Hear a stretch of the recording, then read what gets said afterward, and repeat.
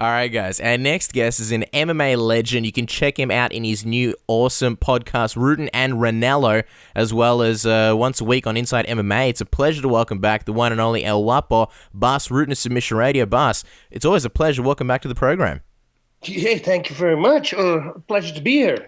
Now, Baz, before we get into the craziness of the latest MMA news, we have to wish you a happy birthday. I mean, How could we not? A legend like yourself. Happy birthday from the whole team here at Submission Radio. Tell us, how were your birthday celebrations?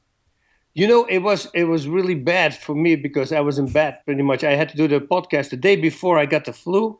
I had it from my daughter, and it was a bad one.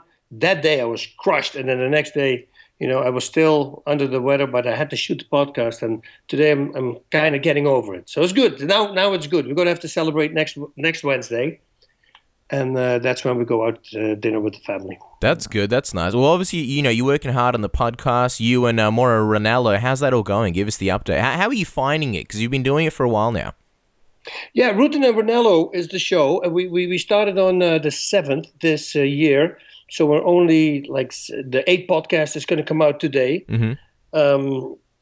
It's been really great. I mean, everything is looking really well. I went on the Joe Rogan podcast, and that really bumped us. And we did a tribute for Kevin Randleman. That got a lot of views. So it's good. People really seem to like it. A lot of people simply didn't know. So that's why I thought, let's go on Joe Rogan's podcast, which is a big one. And a sure thing, man. I mean, the next day we were number 2 in our area, sports and recreation, of course, not in total. Mm-hmm. And the day after we were number 1. And I understand these are moments, but you take it as a new podcast. You go, oh, that's pretty cool.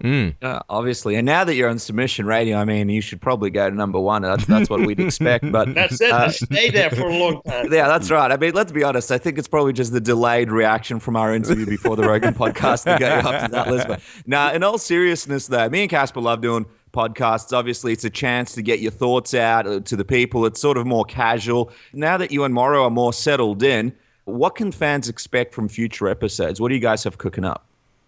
We got to talk to everybody. This Steve Simone, we talked to him. Steve Simone this week. He's a comedian.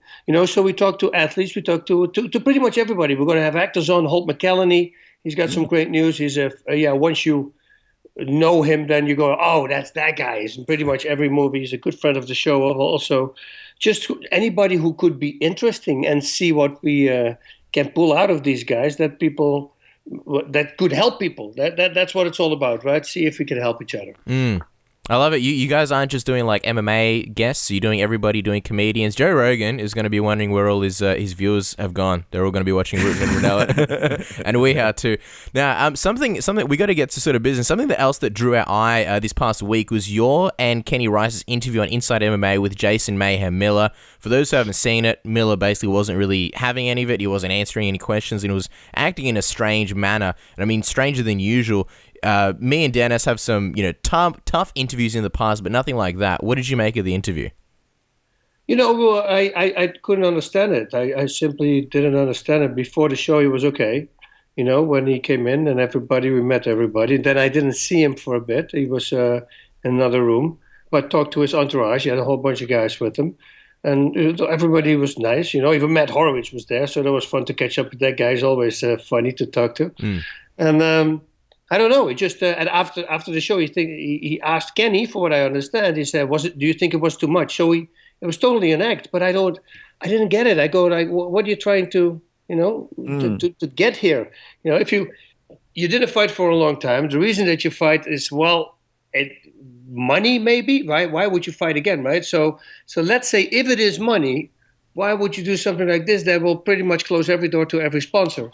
You would think that you would do something else, but it's it get people talked about. That's the thing, but I don't know if it's good for him. Well, yeah, it's one of those things where people who watched it were pretty disappointed at Miller's lack of respect for you and Kenny in the interview. I mean, me and Casper, for example, we do a bunch of interviews. We do a lot of interviews every week. And, sometimes people contact us and they'll say, oh, we're a little bit disappointed because when you see a guy like Mayhem Miller, you sort of do look forward to finding out what he's been up to. When you see him acting that kind of way, no one really gets much out of the interview. I'm just wondering, What was going through your mind as you kept asking him questions and you just sort of kept ignoring them? Well, first of all, it was exactly what you said. We heard the whole thing, and it was a DUI, and so, and we're not guys who go into that right away. We want the best for him because we know he has a problem. He know he has a problem. So once it started, what do you think? Every time he gives an answer, you think the next he will come by, because a lot of guys do that. For the only person who never did that, who didn't break character, was Renato Aranja, of course, and at the same time was George Bonetti was there also. He played like a punch drunk boxer, and that was because that was his, that was him. But with Jason, I thought, he's going to be crazy in the beginning. That's what fighters sometimes do when they're uncomfortable. They do a little crazy, it breaks the ice, and then boom, we shoot into the real interview. But after you start flipping off the presidents or future and past presidents, you start. I go, now you're pushing it. Why would you do that? It's so unnecessary. And it's like I said, if it brings him money in his pocket, well, all power to him. I have no problem with it. But I simply don't think that was good for him anywhere, financially or just fan-wise. Did a part of you sort of feel like, what are we doing here? This is a bit of a waste of everyone's time? Yeah, of course. That's it's what you think. You want to help a guy like that. Like you said, that's our intention. Was our intention, but if they don't take it like that, then and everything before was normal. So it's not like we could have seen it coming because he was really weird in the green room where we were waiting. No, if everything was okay. So well, I hope it's going to be okay though. Oh, we do too. Just sort of finally on Mayhem Miller, obviously he's fighting at Venetor in Italy. I know it's kind of hard to ask because you didn't really get much from the interview, but do you think he's back for good, or is it just kind of a publicity stunt? He'll do one fight and then, get some money and disappear again? Yeah, you see that? I really don't know. I think it is maybe an attempt to straighten out his life. I mean, that was pretty much with me, but when I took the last fight also, it was for me. I like to drink, I like to do, and I go, what, if I take this fight, it will straighten me out right away. So that's why it was one of the reasons. Plus, it was always burning in me. I had no injuries, and I go, oh man, I'm actually feeling good. Let's try this out. So I'm hoping that is something for him as well. But, I don't know. If you're by yourself and with all that pressure, then if you lose, what happens then? It's always fun when you win. But what if you do it for those reasons and you lose, and then it could backfire even more. So I don't know. What I do know is that he's an incredible, talented guy. I trained with him, and in the gym, he's a very hard guy to beat. If his talent would shine like he has in the gym, if he can pull that out during the fight, he's a really good guy. No, it's a definite shame. And obviously, bully beatdown. He's got a lot of skills in a lot of areas. It's a shame to see that people aren't able to enjoy them at the moment. But let's move on to another subject. I mean, the big news this week is obviously the massive fight because Rafael Dos Anjos wasn't able to compete at UFC 196 and got replaced with Nate Diaz.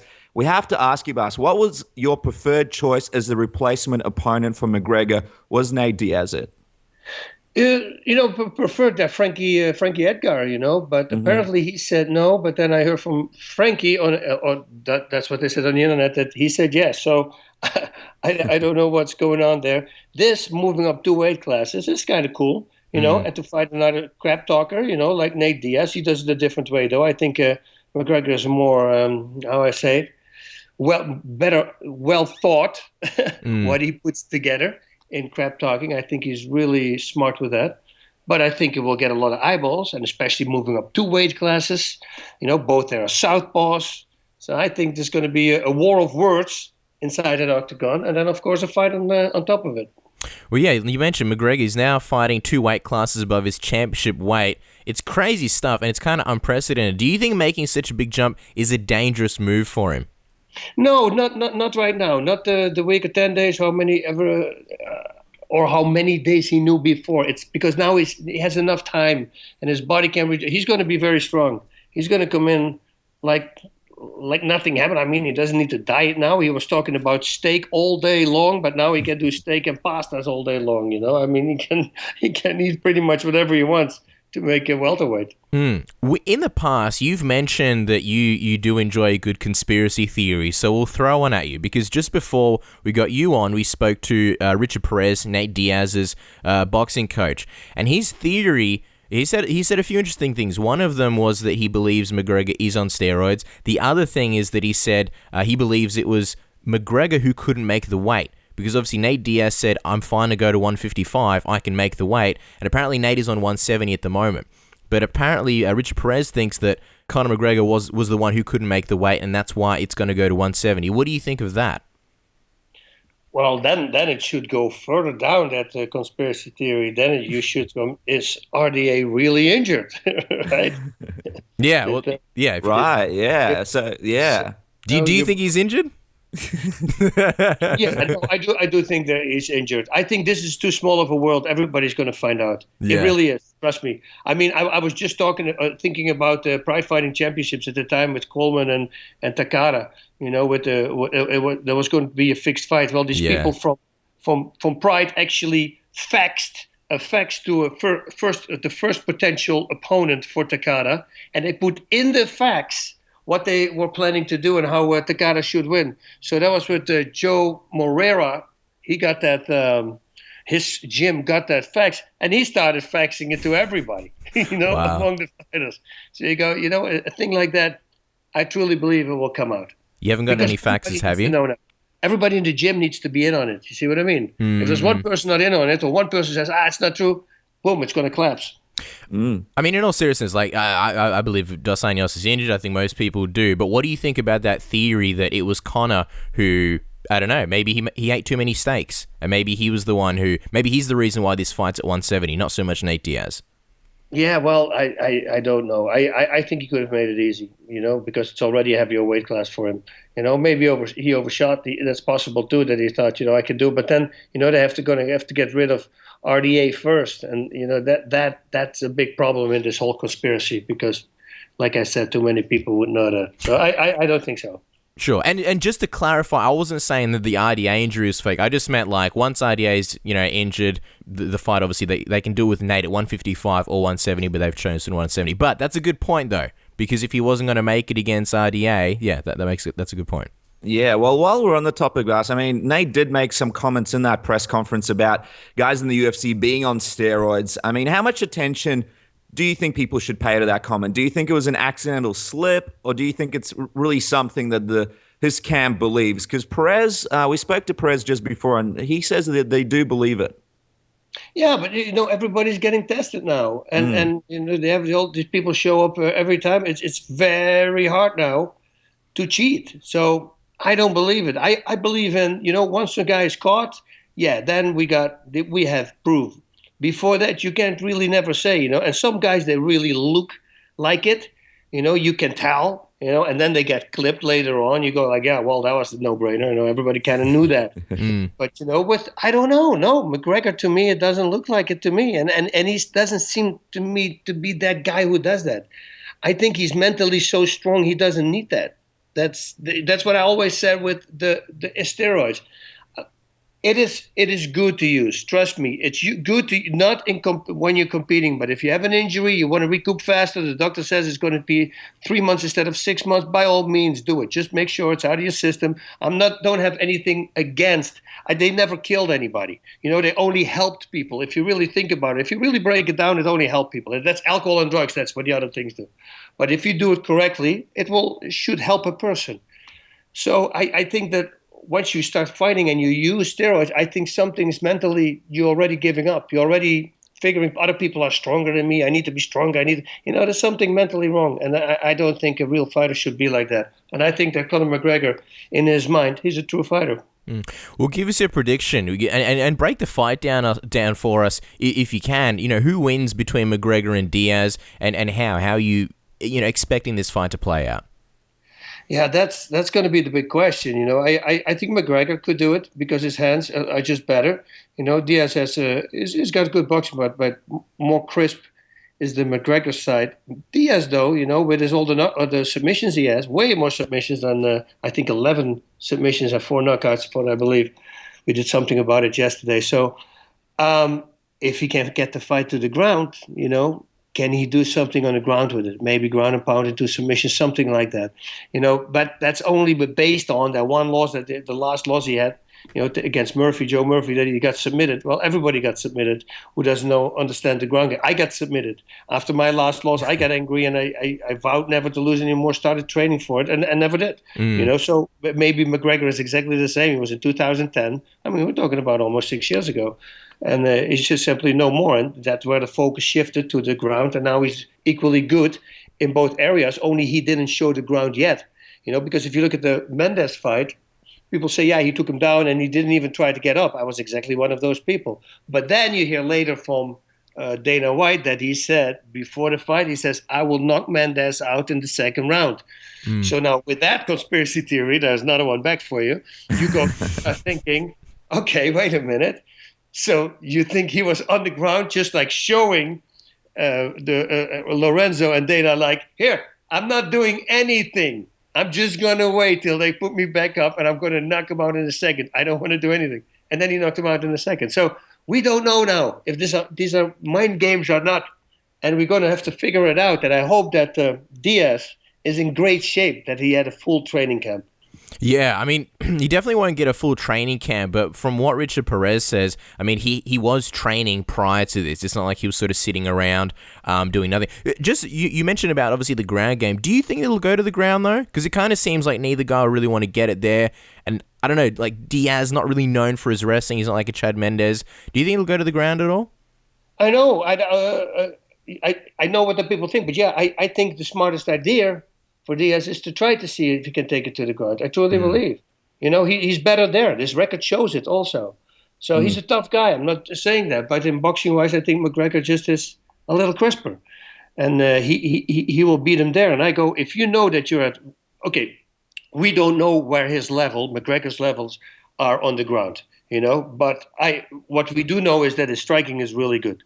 So it's up to you. You want to fight against a really good striker, or you say, you know what, let's take him to that area that in the past he has lost to. He might be very good, but we don't know that. It's not checked out yet. Let's check that out. Let's see if we can get him on the ground. And I know McGregor has great takedown defense, but once in the middle of a brawl and you start bouncing, you start hitting, if at that moment in the middle of a slugfest, Diaz decides, hey, shoot in, he might pull off a takedown. And if that happens with like 2-3 minutes left in the round, then we can really see what Conor can do on the ground.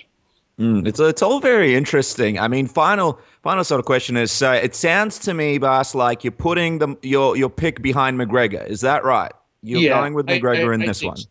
Yeah, I truly believe so. I think even with the welterweight, I think mentally he's just too strong in his striking, and he puts everything. He's a smart guy in everything he does. So and Nate Diaz, although he's training, and I understand that, but still, it's a last minute replacement, and if it goes to the ground, we don't know. But otherwise, I would say McGregor. If I had to put money on it, I would put it on McGregor.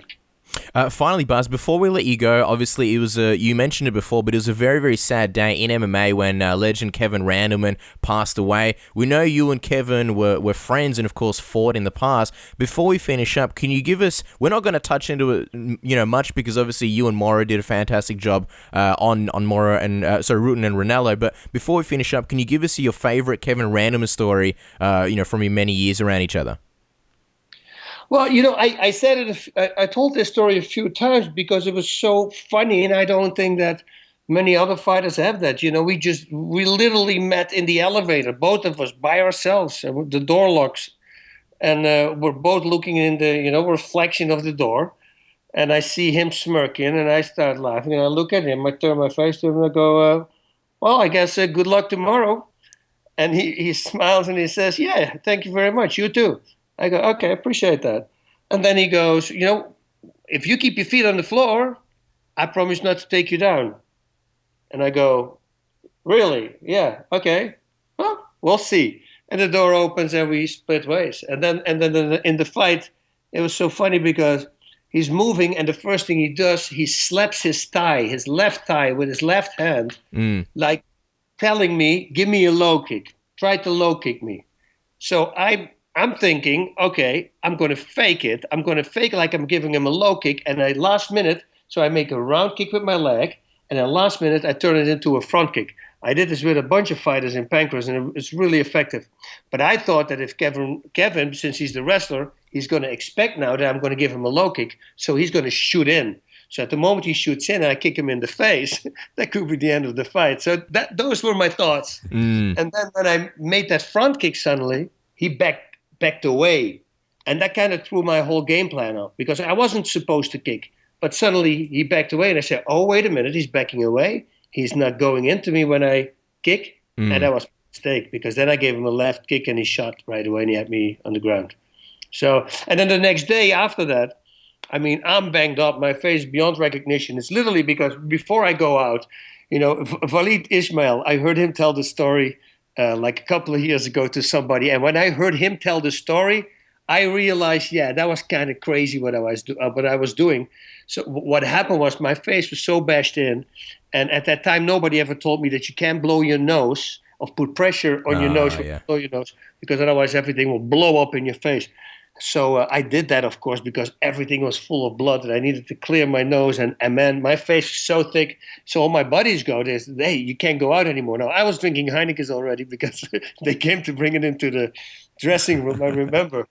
And I go, oh, man, but I had a doctor with me. So I go to the doctor. I said, doctor, give me the syringe with the widest needle. And she goes, okay. So look, and he comes back and I go to the mirror and I stab my underneath where everything is thick. I stab the syringe in and I start sucking everything out. I do it at both eyes and above my eyes, and it works. You know, it's like, man, this is the craziest thing. So I put my shades on and I walk away. And when I heard Walid say it was so funny. He goes, this guy, he stabs a syringe in his face.